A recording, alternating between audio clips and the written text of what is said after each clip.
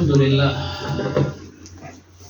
لله نحمده نستعينه نستهديه نسترشده نعوذ بالله من شرور أنفسنا وسيئات أعمالنا من يهد الله فهو المهتد ومن يضلل فلن تجد له وليا مرشدا وأشهد أن لا إله إلا الله وحده لا شريك له إقرارا بربوبيته وإرغاما لمن جحد به وكفر وأشهد أن سيدنا ونبينا وعظيمنا وقائدنا وقدوتنا محمدا عبد الله ورسوله صفيه من خلقه خليله وحبيبه خير نبي اجتباه وهدى ورحمة للعالمين أرسله بالهدى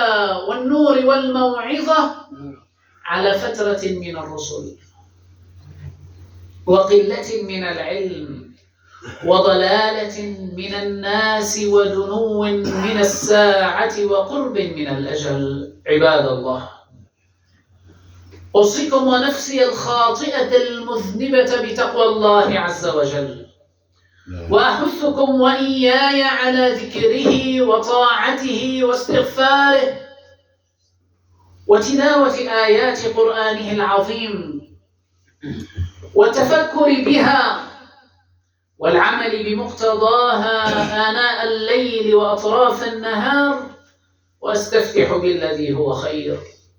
يقول الحق تبارك وتعالى في محكم التنزيل وبعد أعوذ بالله من الشيطان الرجيم: يا أيها الذين آمنوا قوا أنفسكم وأهليكم نارا. يا أيها الذين آمنوا قوا أنفسكم وأهليكم نارا وقودها الناس والحجارة. نارا وقودها الناس والحجارة عليها ملائكة غلاظ شداد لا يعصون الله ما أمرهم ويفعلون ما يؤمرون. أمة الحبيب الأعظم محمد صلى الله عليه وسلم، ما أحوجنا في هذه الأيام بل وفي كل الأيام أن نتمعن وأن نتدبر كتاب الله تبارك وتعالى لنفهم حقيقة السر في الإيجاد والإمداد والميعاد، وأننا واقفون على باب الملك الديان يوما قريبا. اسمعوا ربكم تبارك وتعالى ماذا يخاطب كل واحد منا، وهي وصية الله لنا.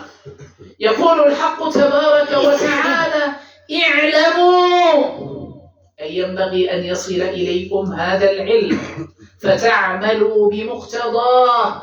اعلموا أنما الحياة الدنيا لعب ولهو وزينة وتفاخر بينكم وتكاثر في الأموال والأولاد كمثل غيث أعجب الكفار نباته ثم يهيج فتراه مصفرا ثم يكون حطاما وفي الآخرة عذاب شديد ومغفرة من الله ورضوان وما الحياة الدنيا إلا متاع الغرور.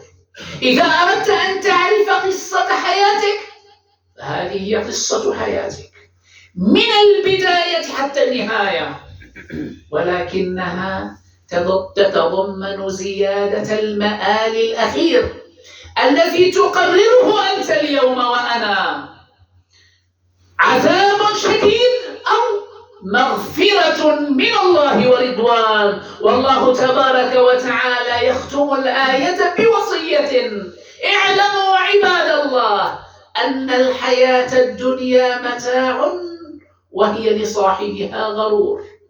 اعلموا أنما الحياة الدنيا لعب، قال في مرحلة الطفولة، ولهو في مرحلة الفتوة، لعب ولهو وزينة في مرحلة الشباب. فإذا بلغ الواحد منا مرتبة إما في العلم أو العمل أو المهنة أو التخصص، في البذل في المال، صار الواحد منا له بيت أو مركبة أو زوج، صار التفاخر.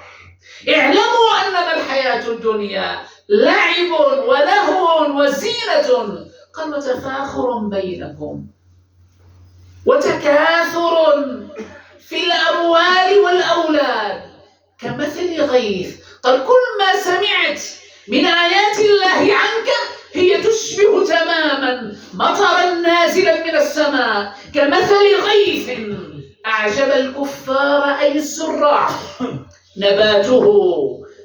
الزارع إذا زرع وسقى وأنبت نباته واخضر في أول اخضرار الورق يكون جميلا زاهيا. قال يعجب الزارع بزرعه وأنت تماما في مرحلة الفتوة والقوة والشباب تعجب بنفسك. لكن وأنت في مرحلة الإعجاب هذه لا تنسى أن المآل والمصير قادم وقريب كمثل غيث أعجب الكفار نباته ثم يهيج فتراه مصفرا. هذا هو الواحد منا، تراه بعد الفتوة والقوة والشباب يهيج فتراه مصفر الوجه منحني الظهر متألم الركب، مرض في القلب وفي الدماغ وفي الأعصاب، ثم يهيج فتراه مصفرا. قال ثم يكون حطاما. كل واحد منا ربما ندوس على تراب اليوم أصله بشر بالأمس، ربما ندوس اليوم على تربة أصلها جبابرة الأمس وملوكهم ما ندري. ثم يهيج فتراه مصفرا. ثم أنا الذي أحب أن أتزين وأن أتمتع في الحياة سأكون حطاما تدوسني الأقدام. هذا في الدنيا، وكل هذا ليس مشكلة، إنما المشكلة ما هي المآل لهذه الرحلة الدنيوية؟ عذاب شديد أو مغفرة من الله ورضوان. قال وما الحياة الدنيا إلا متاع الغرور. اعلموا أنما الحياة الدنيا لعب.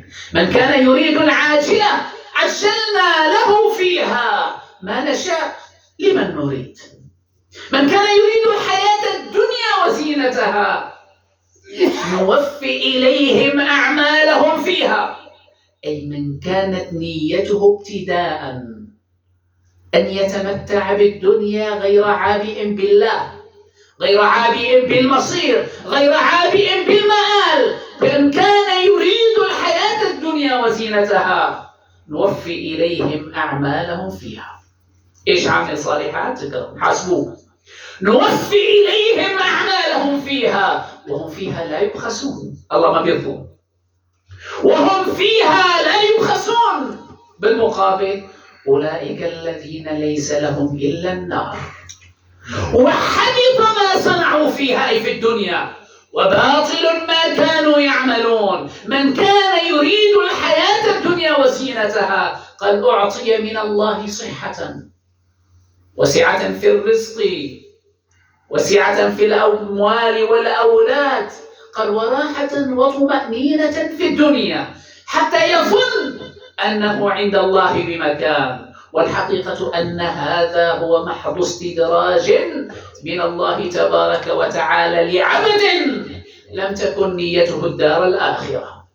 قال تعالى سنستدرجهم من حيث لا يعلمون وأملي لهم إن كيدي متين. يا أمة الحبيب محمد صلى الله عليه وسلم اعلموا أن الرحلة قصيرة، وأن الوقوف بين يدي الله قريب، وأن السؤال بين يدي الله عصيب، وأن كل واحد منا ينبغي عليه أن يجهز أجوبة.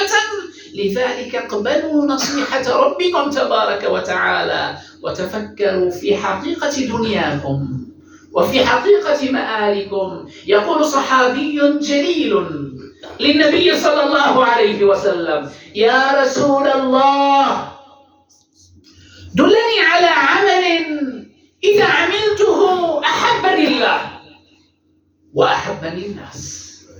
يا رسول الله، دلني على عمل إذا عملته أحبني الله وأحبني الناس. فقال حبيبكم صلى الله عليه وسلم: ازهد في الدنيا يحبك الله. ازهد في الدنيا يحبك الله، وازهد فيما في أيدي الناس يحبك الناس. يا إخواني، الدنيا قريبة المرور والرحيل، ازهد فيها لله، فلو كانت في هذه الدنيا خير ما سقى الله منها كافرا شربة ماء. أنا أقول لا مانع أن يتمتع الواحد منا في دنياه كما يريد بالقدر المحدود دون إسراف ولا تبذير، ولكن ما ينبغي أن يلتفت إلى غير الله في عمل من أعماله. فمن كان يعمل كما يقول ابن عباس، يروي العوفي عن ابن عباس أن من كانت الدنيا هدفه من العمل أعطاه الله في الدنيا وأحبط له في الآخرة العمل. فمن كانت صلاته ليقول الناس صوته جميل، أو ليقول الناس أنه من أهل الفجر. كثير من الأخوة نسمع منهم: والله ما حدا بيجي على الفجر، والله الناس بتنام، لأنه يصلي الفجر. أنت لا تدري بأنك تحبط عملك بنفسك وأنت لا تشعر. أنت توصل إلي رسالة أنني من أهل الفجر، فأنت تريد ثوابك من العبد، ونسيت أن المطلع هو الرب تبارك وتعالى. فمن كان هدفه، يقول ابن عباس، من صلاته وصيامه وحجه وقيامه أن ينظر الناس إلى مكانه ومكانته، فقد أخذ الأجر كاملا في الدنيا ولا حظ له في الآخرة. والله يا إخواني كلام خطير. أخذ أجره كاملا في الدنيا ولا حظ له في الآخرة. في الحديث القدسي يقول ربنا تبارك وتعالى: أنا أغنى الشركاء عن الشرك، من عمل لي عملا أشرك فيه معي غيري تركته يوم القيامة وشركه. وفي رواية: أقول له خذ أجرك ممن عملت له في الدنيا. لذلك يا كرام ينبغي علينا أن نراجع أنفسنا، فحبيبنا صلى الله عليه وسلم الذي لو اختار أن تكون الدنيا بين يديه أنهارا تجري وجبالا من ذهب وفضة، اختار أن يكون عبدا نبيا يجوع يوما فيصبر، قال ويأكل يوما فيشكر. لذلك أيها الإخوة الأكارم، قال حبيبكم صلى الله عليه وسلم لعبد الله بن عمر رضي الله عنه وأرضاه وقد أوصى، قال: يا رسول الله أوصني، أعطيني وصية أمشي عليها يا رسول الله، أوصني يا رسول الله. قال: يا ابن عمر، كن في الدنيا كأنك غريب أو عابر سبيل. كن في الدنيا كأنك غريب، ما تعرف هذا فيها، أو عابر سبيل أي ماض منها سريعا. عابر السبيل لا ينظر ماذا يبني وكيف يبني، ماذا يأكل وكيف يأكل، ماذا يركب وكيف يركب. عابر السبيل ينظر متى أقطع هذه المفازة إلى غيرها. أيها الإخوة الأكارم، النبي عليه الصلاة والسلام في يوم خرج من بيته وما أخرجه إلا الجوع، ولو شاء لأكل ما شاء كما شاء. خرج من بيته جائعا فرأى أبا بكر وعمر فقال: ما أخرجكما في هذا الوقت، وقت الظهيرة؟ وإلى الآن في مكة والمدينة تقريبا لا يخرجون إلى أعمالهم وقت الظهيرة. قال: ما أخرجكما في هذا الوقت؟ قال: يا رسول الله والله ما أخرجنا إلا الجوع. قال: والله ما أخرجني إلا الذي أخرجكما. قال: فمضى ومعه أصحابه حتى أتيا بيت رجل من الأنصار، فقال الرجل، وأنا أختصر من الحديث، قال: من أعز مني وأكرم مني أضيافني اليوم؟ فجاء بعزق تمر فأعطاه للنبي صلى الله عليه وسلم، ثم أخذ مديته وذهب إلى شاة فذبحها، فأكل النبي صلى الله عليه وسلم وأصحابه، ثم نظر إليهم قال والذي نفس محمد بيده لتسألن يوم القيامة عن هذا النعيم. أتلنا الجوع وأكلنا وجبة، لتسألن عن هذا النعيم. ماذا يقول منا من يجمع طعاما إلى طعام ولا يشعر بجوع أبدا؟ نصيحتي لنفسي يا إخواني، تجهزوا وازهدوا في الدنيا وعيشوا لله تبارك وتعالى. والله يا إخواني تستشعرون بقيمة ولذة العبادة إذا زهدتم في الدنيا. والزاهد ليس الفاقد، ليس فاقد المال هو الزاهد، الزاهد هو الواجد المنفق مما أعطاه الله. الفاقد يسمى فقير مسكين، أما الزاهد فهو كرسول الله صلى الله عليه وسلم يملك الدنيا ولا تملكه الدنيا، يملك الدنيا وينفق الدنيا كي يرضى الرب تبارك وتعالى، فيفوز بعطاء الله في الدنيا وبعطاء الله تبارك وتعالى في الآخرة. يكفيكم أن بعض الصحابة قال والله لقد بعث رسول الله ثم مات وما شبع من خبز الشعير. بعث ومات بينهما لم يشبع من خبز الشعير، والنبي كان عنده مال، كان يتيم، لم يكن فاقد بل كان واجدا، ولكنه كان واجدا زاهدا. نصيحة لله، كلنا سيلقى الله، فردا سيقف بين يدي الله، ليس بينه وبين الله ترجمان. فازهدوا في الدنيا يحبكم الله، وانظروا إلى ما في أيدي الناس سيبغضكم الناس إن نظرتم إلى ما في أيديهم. ازهدوا بما في أيدي الناس سيحبكم الناس. اللهم يا رب اجعلنا نخشاك كأننا نراك، ومتعنا يوم القيامة بلقياك، إنك ولي ذلك ومولاه. أقول هذا القول وأستغفر الله.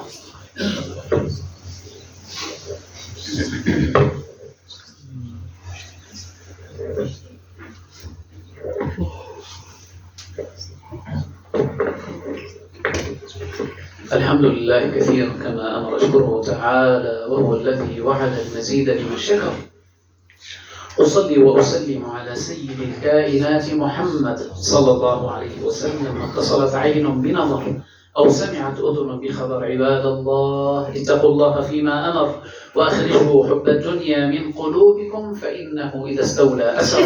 وأذكركم بأمر عميم بدأ الله عز وجل به بنفسه وثنى بملائكة قدسه، فقال ولم يزل قائلا عليما: إن الله وملائكته يصلون على النبي يا أيها الذين آمنوا صلوا عليه وسلموا تسليما. اللهم صل على سيدنا محمد وآل محمد كما صليت على سيدنا إبراهيم وآل إبراهيم، وبارك على سيدنا محمد وآل محمد كما باركت على سيدنا إبراهيم وآل إبراهيم في العالمين إنك حميد مجيد. وارض اللهم عن الأربعة الخلفاء السادة الحنفاء ساداتنا وموالينا الكرام أبي بكر وعمر وعثمان وعلي. وارض اللهم عن صحابة رسول الله أجمعين وتابعيهم ومقلديهم بإحسان إلى يوم الدين. ارفعوا أكفكم داعين ربكم موقنين بالإجابة. اللهم اغفر للمؤمنين والمؤمنات، المسلمين والمسلمات، الأحياء منهم والأموات. من أحييته منا فأحيه يا مولانا على الإسلام، من توفيته فتوفه على الإيمان. اللهم اغفر لنا وارحمنا، اللهم اغفر لنا وارحمنا، اللهم اغفر لنا وارحمنا. عن بابك يا مولانا لا تطردنا، من شر خلقك والشيطان سلمنا، من شر خلقك وأنفسنا والشيطان سلمنا. نلقاك وأنت راض عنا يا أرحم الراحمين، نلقاك وأنت راض عنا يا أكرم الأكرمين. اللهم إنا نسألك أن تجمع صفوفنا وأن تؤلف بين قلوبنا وأن توحد كلمتنا وأن تجعلنا يدا على عدوك وعدونا يا رب العالمين. اللهم أحصي أعداءك أعداء المسلمين عددا، اقتلهم يا مولانا بددا، لا تغادر منهم أحدا، أهلك الظالمين بالظالمين، نجي أهلك وأولياءك وعبادك من بينهم سالمين غانمين آمنين منصورين يا رب العالمين. انصر أهلنا في غزة وفلسطين، وانصر المسلمين المستضعفين في كل مكان على عدوك وعدونا وعدوهم. اللهم كما جمعتنا بإخواننا في هذا المكان المبارك، اجمعنا في فراديس الجنان آمنين، اجمعنا في فراديس الجنان آمنين مع آبائنا وأمهاتنا وأزواجنا وذرارينا وأرحامنا وجيراننا وأهل بلدتنا وبلادنا والمسلمين أجمعين. صل وسلم وبارك على عبدك ونبيك محمد، وآخر دعوانا أن الحمد لله رب العالمين. أقم الصلاة.